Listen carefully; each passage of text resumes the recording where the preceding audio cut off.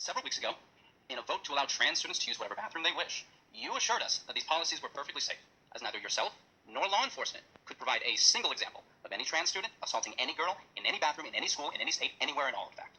But not to worry, since you couldn't locate them, I took the trouble too. See, Loudoun County, Virginia, where last year, under district policy, a trans student was allowed into the women's bathroom where he assaulted a girl. To cover it up, they moved him to another school where he did it again.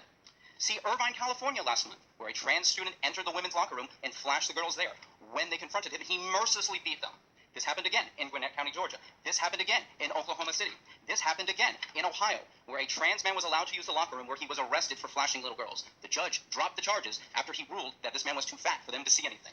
Last month, in this city, a man using they-them pronouns in a scene straight out of Silence of the Lambs hunted down and killed a female jogger because he, quote, wanted to look just like her. And before you say that these are anecdotal evidence, just note that in a survey of trans inmates in federal prisons, half were convicted of sexual assault and 90% were convicted of violent crimes, well above the general prison population. Now, it should also be noted that in each of these cases, each of these perpetrators had either changed their pronouns, had undergone transition, or had received gender-affirming therapy and accommodations thereof. Why is this important to note? Probably for the same reason we recognize as a society that you do not affirm that people with anorexia can be healthy in any way. You do not affirm that somebody with schizophrenia is hearing voices. And you do not affirm that somebody in a manic episode is having great ideas. Because when you leave somebody to languish in their false mental state, i.e. men who think they are women, they will inevitably lash out and harm themselves and those around them. Hurt people hurt other people.